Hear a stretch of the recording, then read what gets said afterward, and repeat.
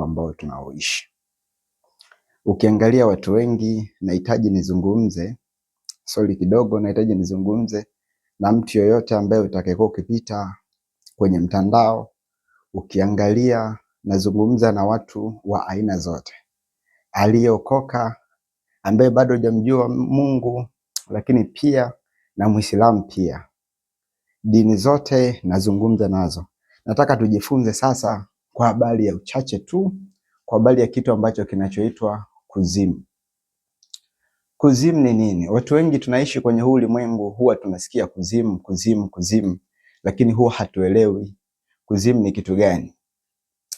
Nataka sasa tujifunze kidogo kwa habari ya hiki kitu kinachoitwa kuzimu. Kwanza kabisa, kuzimu hii haipo mbali. Kuzimu hii ipo kwenye huu ulimwengu ambao tunaoishi. Kila mtu ambaye anaishi, na tupo hapa, kuna ulimwengu wa rohoni, pia kuna ulimwengu wa mwilini. Ulimwengu wa rohoni ni ule ambao kuna vitu vinaendelea, lakini ni vitu ambavyo havionekani kwa macho ya nyama, au nitumie lugha nyingine, kwa macho ya kawaida. Ukiangalia hivi huwezi ukaona kwa kawaida. Mfano, kuna baadhi ya watu ambao wanaitwa wachawi kwenye huu ulimwengu. Nadhani ni wengi ambao wanaishi duniani kote wanaelewa kwa habari ya watu ambao wanaitwa wachawi.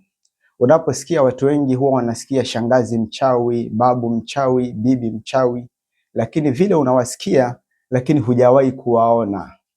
Huwaoni kwa macho ya kawaida, labda mwingine na kutokea tu nililala nikamuota bibi, nililala nikamuota babu na ninasikia ni mchawi, lakini huwa unasikia, lakini ile kuona kwa macho ya kawaida ezo unatembea ni ngumu sana. Ina maana wale watu wanafanya kazi kwenye ulimwengu wa rohoni. Kuna ulimwengu wa rohoni ambao kuna baadhi ya watu wanatenda kazi ambapo wewe huwezi kuona kwa macho ya kawaida. Hii kuzimu sasa ambao ninaizungumzia ni kuzimu ambayo ipo kwenye ulimwengu wa rohoni. Ulimwengu wa rohoni sio mbali. Kuna mwingine anaweza akawaza akazani labda ulimwengu wa rohoni ni mbinguni. Hapana. Ulimwengu wa rohoni ni mahala hapa hapa kwenye dunia ambayo tunayoishi. Ni mahala hapa hapa, mahala ambapo tunakaa, na ndipo ambapo unafanya kazi, unafanya biashara, unafanya kitu fulani, lakini mahala pale pale panaweza pakageuka. Mfano, kama kuna mtu, nitolee mfano, aidha kama ni mapepo, wanaweza wakaja kwenye biashara wakaanza kukutendea kazi. Mfano, kuna baadhi ya watu ambao wanaitwa washirikina. Endapo mshirikina anapoenda kufungua biashara yake, anasema bana, ninafungua biashara lakini nisifungue bure. Nitafute mganga aje anizindikie kwenye biashara yangu, ili biashara yangu ipate wateja na ipate mvuto, watu waje kwa wingi na uipende biashara. Anapoleta mganga, mganga atamwaga dawa, ataweka baadhi ya mambo pale, atazungumza vitu anavyovijua yeye, lakini kitu ambacho anachokiacha pale hasa, haziachi dawa peke yake, kwa sababu akimwaga dawa utaziona leo, kesho utazifagia, kesho yake huzioni tena, utaanza kuona wateja. Anachokifanya, anaacha watu ambao anaacha mashetani, aidha unakuta anaitwa jini, pepo linakaa pale kwa ajili ya kuvuta wale wateja. Ina maana wapo ulimwengu wa rohoni, ila wanaishi kwenye biashara, ila tu huwaoni. Sasa kwenye hii kuzimu ambao ninaoizungumzia, kuzimu ni nini? Kuzimu ni location. Kuzimu ni location, au mahala ambapo unakuta pamekama, au niseme sehemu. Hii sehemu unakuta ni sehemu ambayo imeteuliwa. Mfano, kuna kuzimu za aina nyingi, lakini hii nataka nielezee. Kuna kuzimu ni kuzimu pia, lakini kuna kuzimu A, kuna kuzimu B, kuna kuzimu C, lakini wote huku kuzimu ndipo makao makuu ya shetani.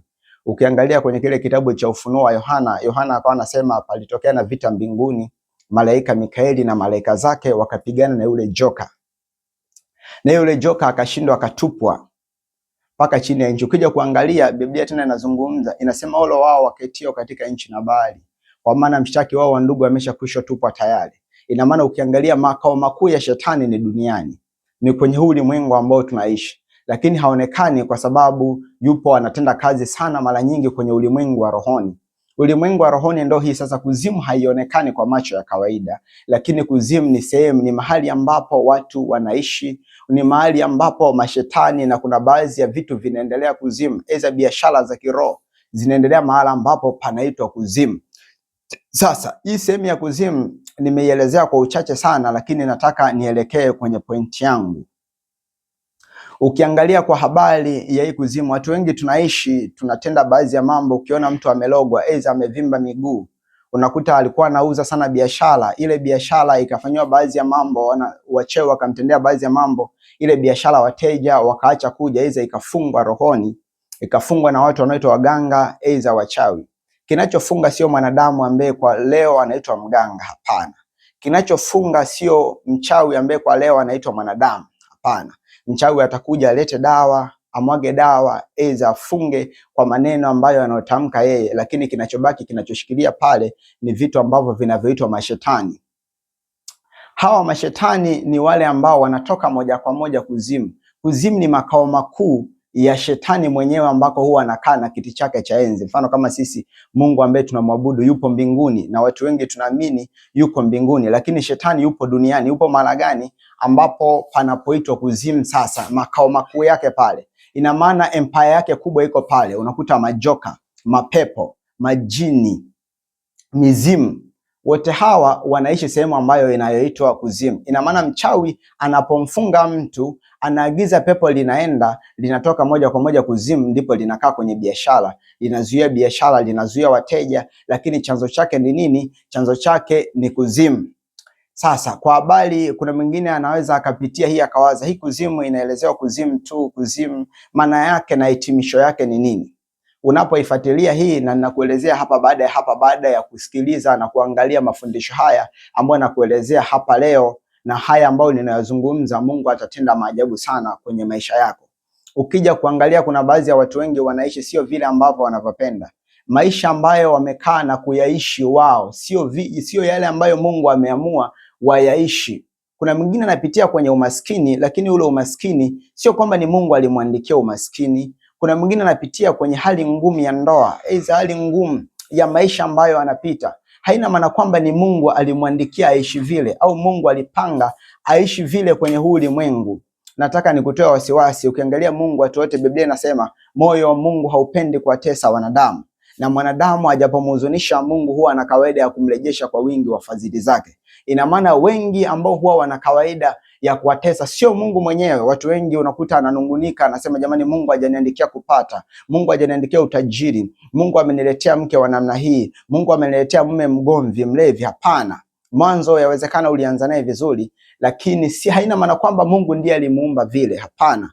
Kuna baadhi ya watu ambao wana connection moja kwa moja na kuzimu, wanaweza wakapandisha pepo likapanda kutoka kuzimu na wakalipa maagizo ligeuze maisha ya familia yako, aidha ligeuze maisha ya mwenza wako, ligeuze biashara yako namna inavyoenda, ligeuze upepo wa wateja kwenye biashara yako. Sasa basi, hawa wote ambao unaona aidha ni mchawi, nimekuelezea nikakwambia anachokitumia sio yeye, anatumia mara nyingi nguvu yake inakuwa kuzimu, kwa sababu kuzimu ndipo kwenye empire kubwa. Unaangalia kuna baadhi ya watu wengi unakuta amefungwa. Nizungumze na wale watu ambao unakuta umeshagawahi kuokoka, umefuatilia video hii na unatufuatilia mpaka hivi sasa, ushagawahi kuokoka, lakini unajikuta ametembea makanisa, anasema mimi nimesali mpaka nimechoka, nimeombewa mara nyingi sana, lakini sijawahi kufunguliwa. Biblia inazungumza, inasema watu wangu wengi wanaangamia kwa kukosa maarifa. Haya maarifa ambayo ninakupatia hivi leo, hautakaa nayo tu mwenyewe vile vile na ukae ukiwa na hilo tatizo. Mungu atakufungua leo hii, kwa sababu Mungu ninayemtumikia ni Mungu anayeweza sana na ni Mungu mwenye nguvu sana. Amen.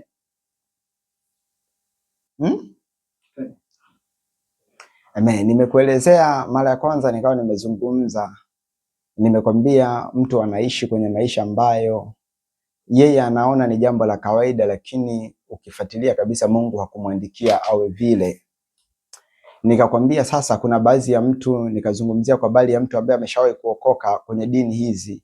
Unakuta yupo aidha ameokoka walokole, aidha ameokoka kwa wenzetu ambao wanaitwa Waromani, amezunguka kwenye dini nyingi sana za Kipentekoste, anaomba uzima, aidha anakuta anasumbuliwa na magonjwa, familia yake haieleweki, kwenye ndoa yake hapana amani, ameenda na kuomba mara nyingi sana. Unakuta aidha kuna mtu unayenisikiliza umeshagawahi kuanguka mapepo, unaombewa kwenye makanisa leo, kesho na kesho kutwa, unaenda mara nyingi, unaambiwa funga, unafunga sana, kuomba unasema nimeomba sana, kama sadaka umetoa sana, umeomba mara nyingi sana na umeombewa mara nyingi sana, unajiona hali yangu bado, umefikia hatua ya kukata tamaa. nataka nikupe haya maarifa ambayo nimekwambia Biblia inazungumza, inasema watu wangu wanaangamia kwa kukosa maarifa. Kuna maarifa fulani ambayo nataka nikupe. Kuzimu kama kawaida, ukiangalia Biblia inazungumza shetani mbinguni alikuwa ni malaika wa sifa, wa kusifu na kuabudu. Ikafikia hatua akawaza kumwasi Mungu, akakusanya selusi ya malaika, baadhi ya wale malaika akawashawishi mbinguni, akamwambia bana, nyinyi tunataka tuondoke pamoja. Akaanza kuingiwa na tamaa ya kukaa kwenye kile kiti cha enzi ambacho Mungu alichokuwepo amekaa. Baada ya pale, malaika Mikaeli na malaika zake wakapigana na yule mtu ambaye anaitwa shetani, pia wakapigana na wale malaika zake ambao walikuwa wameasi kwa pamoja, wakatupwa kuzimu. Biblia inazungumza, inasema shetani hakuwashawishi malaika wote mbinguni, ila aliwashawishi selusi ya malaika. Ina maana wale malaika ambao aliwashawishi ndo hawa kwa leo wanaitwa jini, anaitwa pepo, unakuta wanaitwa wengine wanaitwa majoka. Ndo wale wenzetu, unakuta wenzetu Uislamu wanazungumza, anasema kuna jini nzuri, pia kuna jini mbaya. Ina maana watu wote hawa mapepo, mashetani hawa wametupwa kutoka mbinguni, wamefika huko wakatengeneza ile empire moja ya kuzimu. Ina maana wakawa na kikundi kimoja cha kuzimu ili wauteke ulimwengu, wakusanye baadhi ya watu pia, kama ambavyo shetani kanuni yake ni ile ile. Alikusanya mbinguni selusi ya malaika ili washirikiane kwa pamoja kumwasi Mungu. Na kwenye ulimwengu, baada ya kuona ameshindwa ulimwengu kwenye mbingu kule, ameshindwa na Mungu, amekuja huku kwenye ulimwengu wa mwili, amegeuka tena pia anataka akusanye baadhi ya wanadamu ili wakati wa kwenda kuzimu, wa kwenda jehanamu, waende wote kwa pamoja. Sasa basi, kuna baadhi ya watu wengi sana wapo wanaishi, hebu kata tuishi hapo.